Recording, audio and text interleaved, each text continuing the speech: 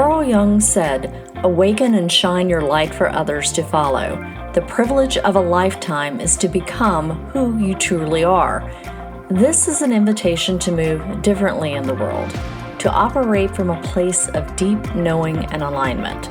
I'm Adrienne McDonald, and welcome to the Source Code Podcast. Let's dive in.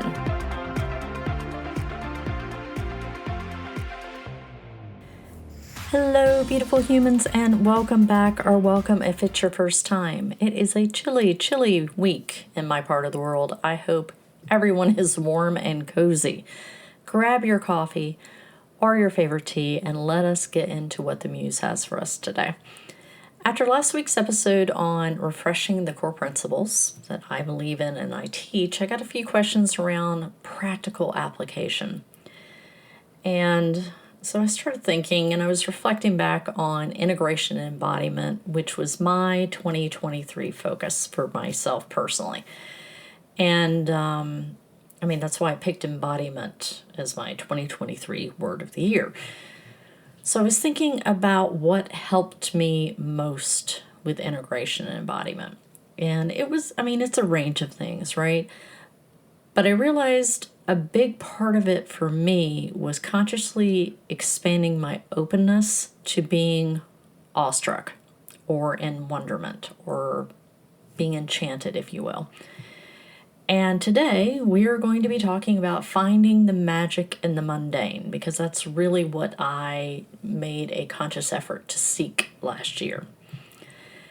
And I think that's why I was really felt driven to do an episode on why I believe that there needs to be a spiritual revolution.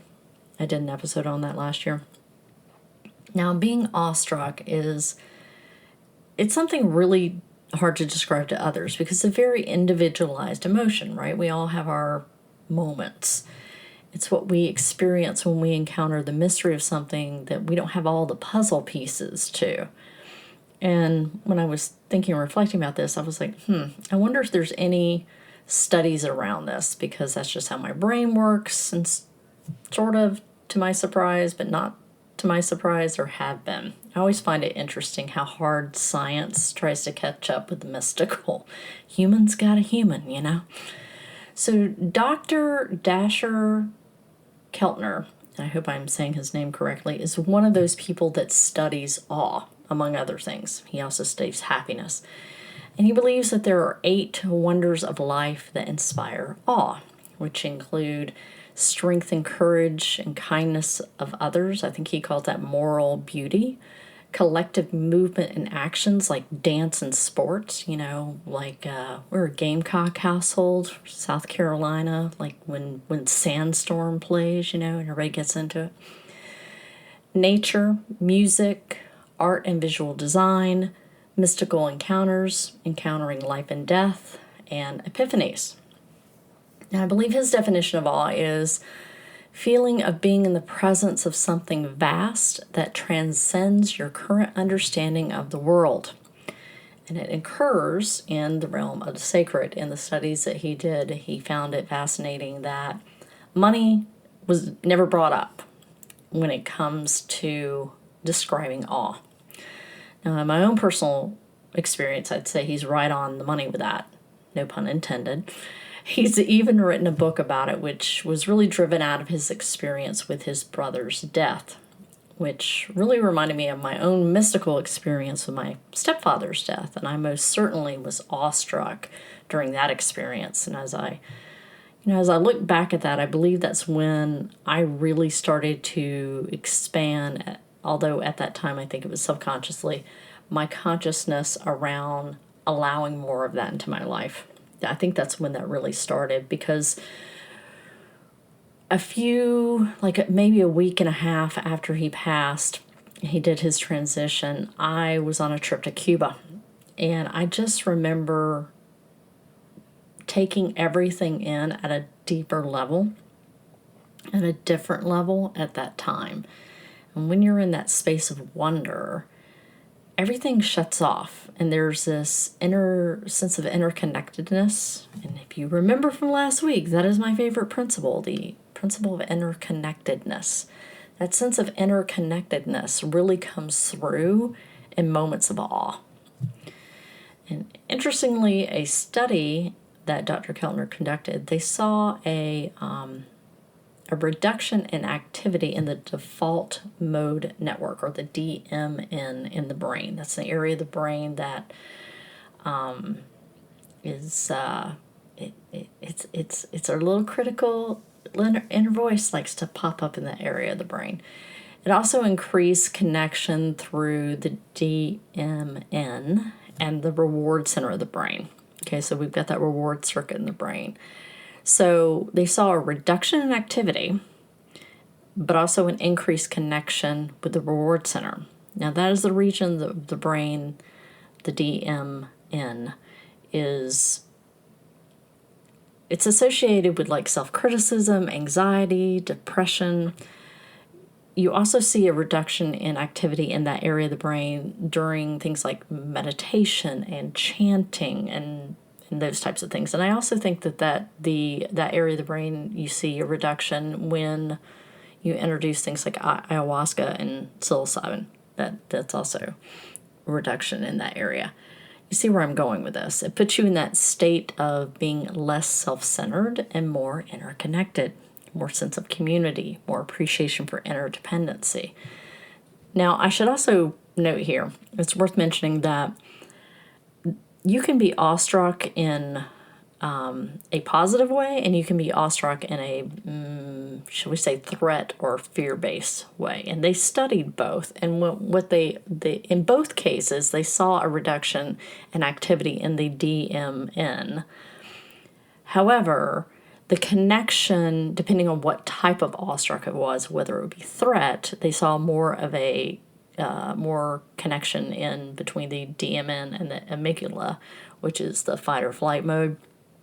Or if it was positive, then it was with the reward circuits. I mean, and that makes sense. It makes sense. The other study that he did that I thought was fascinating was with people over 75, because at age 75 is when we start to see humans dip more into like depression, anxiety. They start facing their own mentality. That might be one of the reasons. And as I've said before, we treat our older folks in the West especially as elderly and not elders. And so a lot of them are probably questioning their value as a human. Anyway, his experiment was to get these folks to do what he called an awe walk once a week for 8 weeks. He had a control group, and then he had people that they directed to do an awe walk.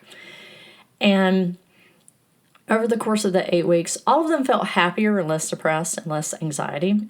But the ones that were on the awe walk, two things came out of that were pretty interesting. Each week, they found more moments of awe. And the second thing was their pictures started to change. Presumably, he had them take pictures. Meaning, at the beginning of the study, and I am just picturing my 80-something-year-old mother doing a selfie, but which amuses me to no end. But the subjects would put themselves like front and center in the picture, and then over time, they were like barely in the picture at all, or there was a much more expansive view in the background. And this led them to think that they were taking themselves outside of themselves more and more as the moments of awe got more and more. So I thought that was pretty fascinating. Again, it goes back to the interconnectedness of things. So there was I think he's Danish philosopher by the name of Soren, and I'm probably going to screw up his name, it's Soren Kierkegaard. And this man studied anxiety and depression. That was like his focus. He said that walking gave him a chance to make contact with random people, random things. And that led him to observe that it is the wonderful, it is the accidental, and it is the insignificant things in life which are significant. That, my friends, is finding the magic in the mundane. So getting out in nature really helps me. And if you're one of those people who's like, I am not an outside person, outside sucks, etc., I really, really invite you to reconsider that. Because if you had told me when I was, I don't know, in elementary school, when I was in high school, even, college age, that I would love being in the outdoors, I would have told you that you were delusional and needed to see a psychiatrist, because I was not an outdoorsy kid. I hated being dirty. I just didn't like it. And over time, as I have invited more of this into my life, I think that I can't imagine not going outside every day. I love walking in the woods. I especially love botanical gardens. I mean, if you can't find awe at a botanical garden, I would be absolutely shocked. I remember, I think it was a couple of years ago, I went to Daniel Stowe, which is near where I live in North Carolina, in the Charlotte area. And I wandered over to where they were having, I guess, a butterfly cage type thing.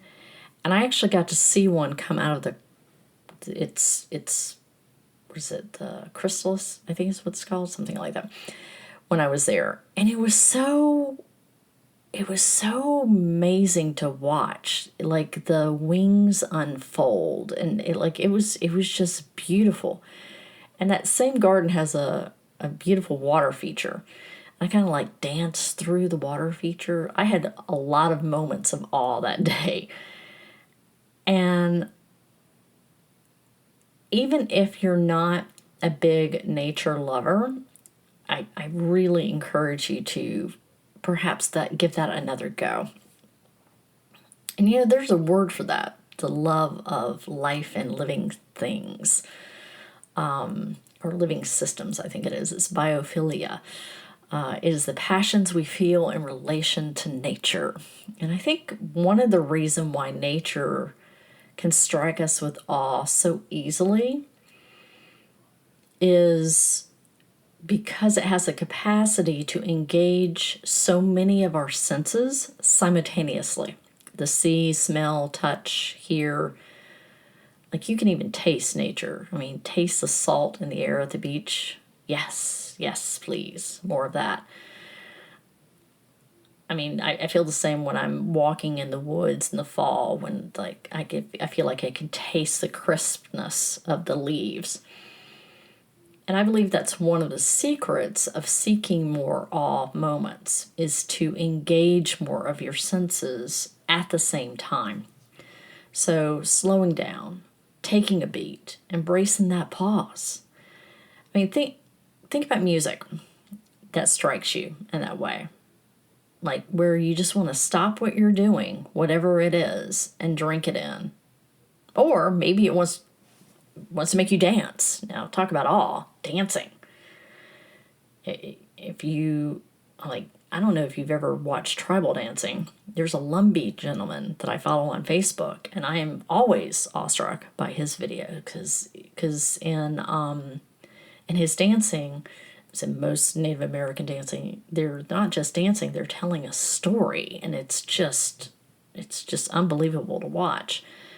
African dancing, same thing. It's just incredibly mesmerizing, and you can't help but feel awe when you're watching that. And especially if you're watching something like that in person, it's just, I remember going to what kind of festival was it? It has a name and I can't remember. We had a lot, when I was in corporate, we had a lot of people from India, and they had different festivals that they would do these different dances with. And we had, I got invited to downtown to go to one of those, and watching them dance and their beautiful saris and whatnot, just awestruck. And I think that it doesn't have to be great, big, huge. It really doesn't. Magic in the mundane. A new tea blend, for instance, can give me a little moment of awe. Closing your eyes, taking that first sip, letting all those flavors hit. I had some pad thai in Raleigh in December that gave me a little bit of a moment of awe. It doesn't have to be great, big, huge. In fact, most of the time it's not. Awe builds on top of itself. That is the other wonderful thing about awe. The more you seek it, the more you will experience it. The more you realize that everything is energy, the easier you will find it. This is also why changing your environment occasionally will be and can be so uplifting. It increases that opportunity to find that little bit of everyday awe by changing it up a little bit. The more you will see, the more you do that, the more you will see the magic in the mundane. It's also, in studies, shown to have a very positive effect on our immune system. It's also been shown to affect inflammation. I thought that was fascinating, and reduce it. So slowing down and allowing ourselves this little bit of joy and appreciation for the world around us is transformative. And like I said, it doesn't have to be great, big, huge. In fact, in the beginning, especially if you are overwhelmed or you're feeling a lot of anxiety or you're feeling a lot of burnout, it's just going to be those micro moments in the beginning. But if you cultivate this and you seek it out, the more it will happen. Albert Einstein said, the most beautiful experience we can have is the mysterious. It is the fundamental emotion which stands at the cradle of true art and science. So this week's reflective question is, what is an experience that you have had of being awestruck? And you might have to go back a ways. You might have to go back to when you were a kid and you saw your first dinosaur skeleton at the museum, and it might have been just mesmerizing, and just drink that in. Take a few minutes to marinate in that experience so you can remember what it felt like. And maybe take a walk this week without listening to music, without looking at your phone. Maybe you got hit and thought, I haven't listened to this piece of music in a while. And you go and you play that and just drink that in. Just take some time this week to look for the awe. Now, as always, thanks for listening. Happy to connect on social media. I tend to be on IG, Threads, Facebook, and LinkedIn more than anywhere else. And remember to find beauty every day and seek the magic in the mundane. Thank you for listening to the Source Code Podcast. If you found this episode insightful and feel moved to, please leave a review and share it out with those you believe will find it helpful. You can check out my website for more information at www.adrianmcdonald.com. And for more of my more regular musings, connect with me on Facebook, Instagram, Threads, and LinkedIn. I hope you have a beautiful week.